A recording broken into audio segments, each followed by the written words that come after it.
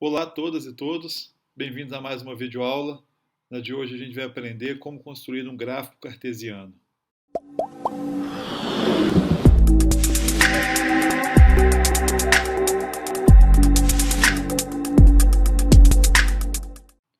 A melhor maneira de a gente começar a construção de gráficos cartesianos é baseado em exemplos. No primeiro, eu vou considerar uma função f de z em R, ou seja, de domínio inteiro e contra domínio real, dada pela lei f de x igual a x sobre 2 mais 1. E como que a gente vai poder calcular, primeiro, os pares ordenados que fazem parte dessa função? O primeiro deles, a gente vai ver aí, é o par ordenado em que o x vale menos 2 e o f de x vale 0. Como que esse par ordenado é gerado? Substitui o x por menos 2 aqui, menos 2 dividido por 2 vai dar menos 1, com mais 1 dá 0. O segundo par ordenado, eu peguei um exemplo qualquer aqui, que foi o menos 10 para valor de x. Menos 10 sobre 2 dá menos 5, com mais 1 dá menos 4. Então quer dizer que o f de menos 10 é menos 4. Agora o zero. O f de 0 é 0 sobre 2 mais 1, que vai dar 1. Então aqui está o f de 0, que é 1. Gera o par ordenado 0, 1. E o par ordenado em que x vale menos 4, menos 4 sobre 2, que dá menos 2. Menos 2 mais 1 dá menos 1. O último exemplo que eu vou pegar aqui é o 4. O f de 4 é 4 sobre 2, mais 1, que dá 3. Esses são alguns, são 5 valores de x, com essas 5 imagens respectivas. E esses valores eles geram para a gente pontos no plano cartesiano. Por exemplo, o menos 2, 0 gera o ponto A. Menos 2, 0 está aqui em cima do eixo das abscissas, no menos 2. Já o ponto menos 10, menos 4, ele gera o ponto B, que é o menos 10, menos 4, em que a abscissa vale menos 10 e a ordenada vale menos 4. O ponto C, esse ponto aqui, é o ponto 0, 1, gerado por esse ponto. E o ponto D é o ponto menos 4, menos 1, gerado por esse par aqui, ó, menos 4, menos 1. E o último ponto gerado pela nossa tabela é o ponto E, que é o ponto 4, 3, gerado pelo par ordenado 4, 3. Então, cada valor de x está aí associado à sua respectiva imagem nessa função. Só que esses pontos não tem uma ordem A, B, C, D, E. Esses são só a ordem na qual eles foram demarcados no plano cartesiano. E também eles não são os únicos pontos. Além deles, tem vários outros pontos nessa função, como a gente pode ver aí, que não vem ao caso calcular um por um agora, mas ao calcular os pares ordenados e transcrever de par ordenado para o gráfico da função, a gente vai chegar num desenho que é aparentemente isso aí que está na tela, pelo menos parte dele. Esse conjunto de pontos representa o gráfico cartesiano da função, que está ilustrado ali no canto da tela. Mas e se, por exemplo, eu alterasse alguma coisa nessa função, como o domínio? Em vez de z, eu mudasse para r. Olha o que ia acontecer. Outros pontos seriam adicionados a essa função, porque aquela minha tabela de valores que eu coloquei só alguns exemplos de valores dentro do domínio que era o conjunto dos inteiros, agora eu teria permissão para colocar números quebrados, por assim dizer. Eu poderia colocar entre o 2 e o 3, eu poderia colocar o 2,18. E vocês podem conferir o cálculo, mas ao inserir esses valores intermediários, as suas imagens gerariam pontos que estariam todos alinhados e essa ia ficar a cara do gráfico cartesiano dessa nova função depois que eu alterei o domínio dela de z para r. Vamos ver um segundo exemplo.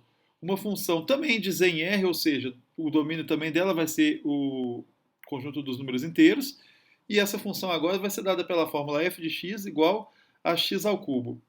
Repare agora a tabela de valores, quando eu pego menos 2, menos 1, 0, 1 e 2, também como amostra do conjunto domínio dessa função, elevo esses valores ao cubo, eu tenho as respectivas imagens. Elas vão me dar esses 5 pontos que estão aí na tela como resultado da transposição de pares ordenados para pontos do plano cartesiano. E se eu fizesse de forma equivalente a troca de z por R no domínio.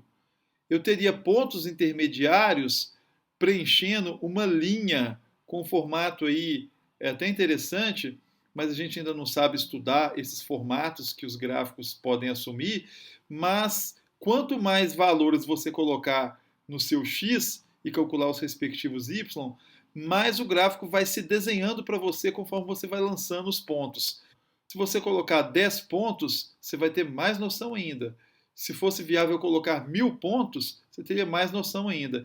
E o que a gente está vendo na tela são infinitos pontos sem nenhum espaço entre eles, porque o domínio é formado por infinitos valores de x sem também nenhum espaço entre eles. E se nessa mesma função, ou melhor, com essa mesma lei, eu alterasse mais uma vez o domínio, em vez de R, eu mudasse para R+. O que é R+? São o conjunto dos números reais não negativos. Isso inclui até o zero, porque o zero não é negativo. A parte do gráfico relativa aos valores de abscissas, ou seja, os valores do domínio menores que zero, essa parte de cá do gráfico desapareceu. Inclusive, na tabela que está aqui, não faz mais sentido calcular o f de menos 2 nem o f de menos 1. Então, eles vão dar licença, porque agora eu só posso colocar valores de 0 para cima. 0, 1, 2, até mais infinito. E eu tenho um novo gráfico para uma função que tinha lei parecida, mas só por ter mexido no domínio. Se eu mexer mais um pouquinho no domínio e tirar desse domínio o zero, ou seja, se eu fizer R mais asterisco, o que vai acontecer com esse gráfico? O zero não tem mais imagem. O zero nem pode ser usado aqui. Ele sai dos meus valores possíveis e no gráfico ele também desaparece, esse ponto na altura do zero. Depois do zero, qualquer ponto já tem imagem. Eu vou elevar o cubo e esse vai ser a imagem desse ponto. Mas o zero não tem mais imagem, o zero não está mais no domínio dessa função. O terceiro exemplo vai ser um exemplo de aplicação um pouco mais prático. Vamos ler essa situação aqui. Uma herança de 120 milhões de reais será dividida em partes iguais entre certa quantidade de herdeiros. Desenhe o gráfico da função y igual a f de x, na qual x é a quantidade de herdeiros na partilha e y é o valor que cada um receberá. Ou seja, se tem 3 herdeiros, você vai pegar 120 milhões, vai dividir por 3 e cada herdeiro vai receber 40 milhões. Então quer dizer que o f de 3 é 40 milhões. A gente pode traduzir essas informações para um gráfico cartesiano calculando qual é a quantidade, em função da quantidade de herdeiros. Por exemplo, se eu tiver um herdeiro, a herança vai ser de 120 milhões. 2 herdeiros, 60 milhões para cada. 3 herdeiros, 40 milhões para cada. 4 herdeiros, 30 para cada. E assim por diante, a quantidade de herdeiros, eu sei lá quantos podem ser. Mas uma coisa eu sei, com esse contexto, é impossível considerar plausível eu ter 0 herdeiros, porque falou que a herança será dividida em partes iguais entre certa quantidade de herdeiros, e é impossível dividir por 0. Tampouco eu posso considerar meio herdeiro, a gente está falando de indivíduos. Eu também não posso falar de um número negativo de herdeiros. Então, o domínio da função, se eu observar que eu só posso usar para x os valores 1, 2, 3, 4, 5, 6, 7, 8, 9, 10, isso, como a gente já vem vendo até nos outros exemplos, isso reflete no gráfico da função. Repare só que os pontos que estão no gráfico não são todos, porque à direita a gente tem mais, mas eles estão todos alinhados com os valores 1, 2, 3, 4, 5, 6, 7 no eixo das abscissas.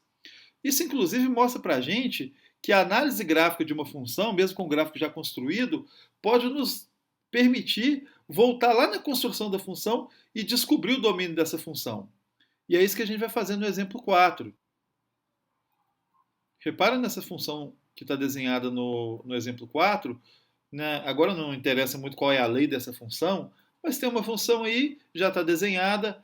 Observe que o ponto que está na origem dela, que está preenchido de laranja, esse é um ponto pertencente à função, os pontos 0, 0.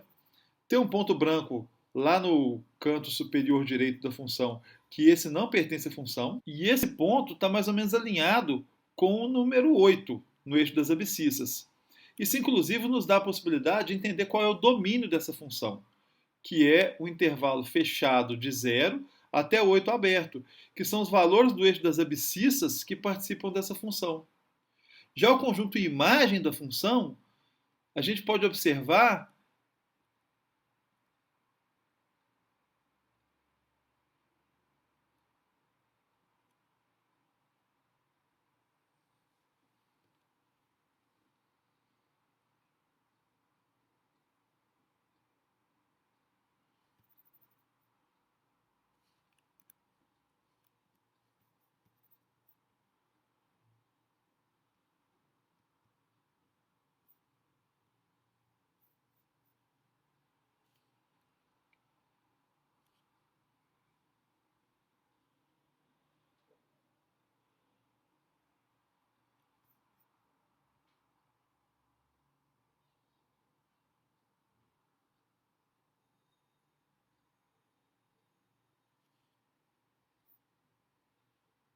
E aí a gente pode ver até a representação gráfica desse domínio no eixo das abscissas. É a projeção da função sobre esse eixo.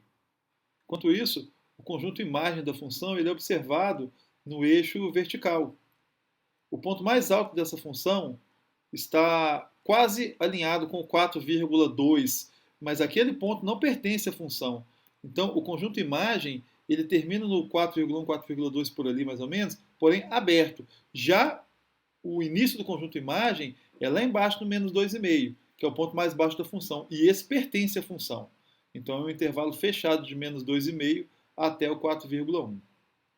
Portanto, é possível a gente interpretar o gráfico da função e, a partir do gráfico, inferir os conjuntos domínio e imagem da função. Eu espero que vocês tenham ficado satisfeitos com essa introdução. Tentem agora fazer alguns exercícios. Bons estudos e até a próxima.